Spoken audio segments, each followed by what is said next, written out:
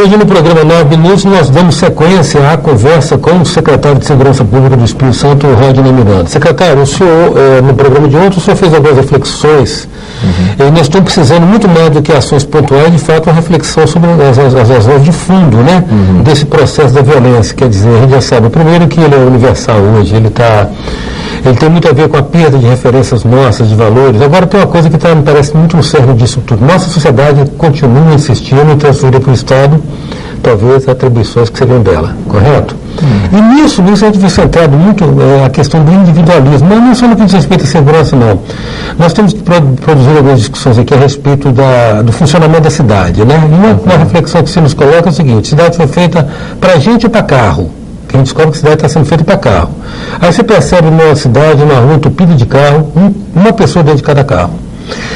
Estou trazendo isso para outra área para dizer que essa falta de referência nossa do coletivo, esse culto exacerbado do individualismo se traduz também na área da segurança, né?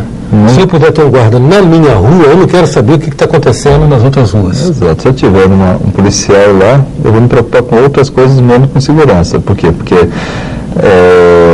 eu acho que o problema está resolvido e vai ficar resolvido. O meu problema está resolvido. Agora, eu não quero saber se amanhã depois o comando da polícia, o secretário, vai ter que deslocar aquele guarda, aquele policial, para outro setor. Quando deslocar, aí volta a me preocupar com o problema. Então, eu sou muito reativo. Eu sou o indivíduo, o cidadão hoje, o nosso cidadão, a sua maioria, são reativos. Quando o problema está se apresentando, ele está reagindo, está exigindo e tal. Agora, ele não pensa que a longo prazo o poder público não vai poder manter aquela estrutura, porque é impossível a gente colocar um policial em cada esquina. Isso aí está... Secretário, então veja bem, então um dos procedimentos de participação da sociedade seria reavaliar sua própria cultura, digamos assim. Assumir suas culpas. Eu acho que assumir suas culpas, entender esse processo, não querer responder à violência somente com polícia. Polícia, uma polícia bem preparada, bem estruturada, capacitada, equipada, resolve, ajuda, minimiza o problema, minimiza, mas não resolve. Tá? E para essa polícia nós estamos trabalhando.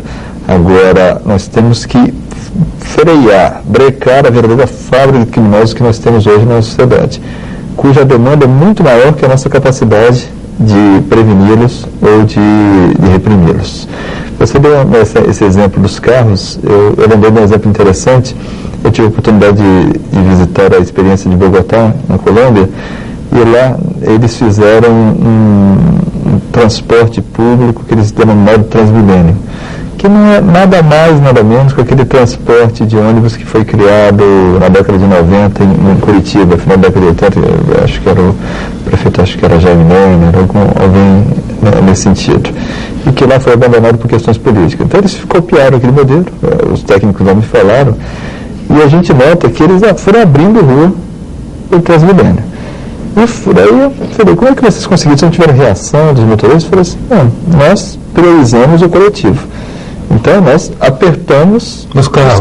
Restringe o espaço do carro. Exato. Se eles quiserem, mesmo assim, andar com o carro, nós estamos oferecendo um transporte rápido, confortável, de grande qualidade e um preço bem acessível.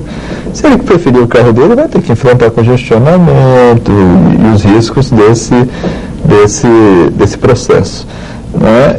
E eles colocam isso também como uma maneira de inclusão social, uma maneira de aproximação das classes.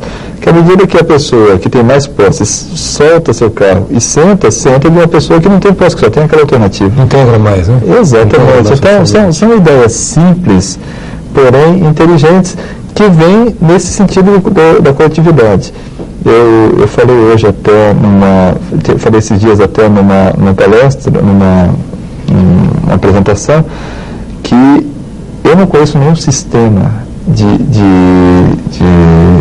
que deu certo, vamos dizer, vencedor em relação à violência em cidades, países, no mundo, que não tenha duas bases bem sólidas.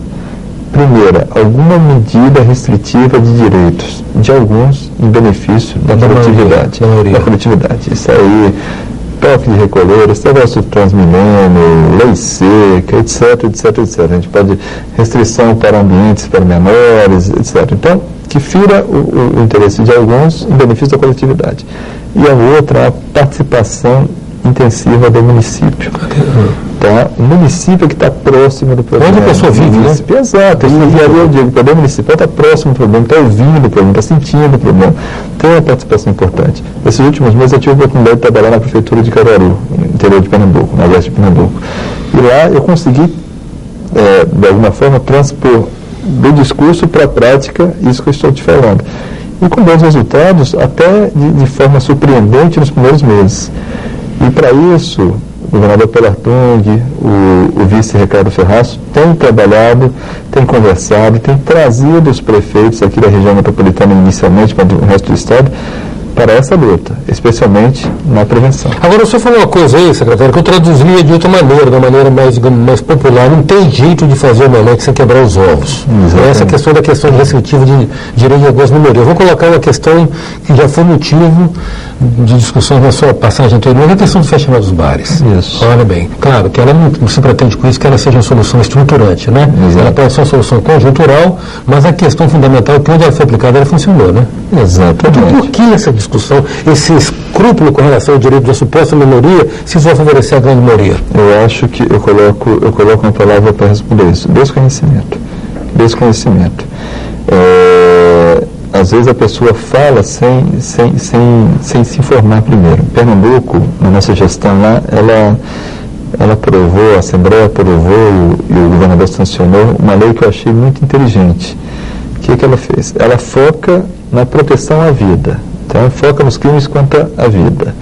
Então, onde ocorrem mais homicídios, tentativa de homicídios, lesões corporais, é onde, analiticamente, examinados,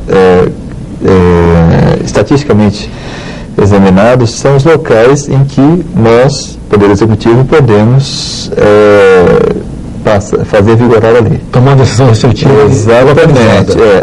Em cima de um fundamento estatístico, uma análise criminal bem feita. Então a gente coloca lá. Muita gente chegou lá, mas a lei é elitista. A lei é elitista porque só vai para os bairros mais da periferia, os bairros mais pobres. Infelizmente, a maior tipo de incidência criminal de crimes contra a vida está nesses bairros hoje. Então a gente tem que apontar para esses bairros. Não adiantava levar para a Orla de Boa Viagem, por exemplo, e aqui a gente coloca... Não adianta culpar o espelho pela feiura. Exatamente. A Orla da Praia do Canto, da Praia da Costa, não adianta a gente pensar que lá vai ter o mesmo efeito, porque lá não estão ocorrendo crimes contra a vida, a não ser um ou outro isoladamente.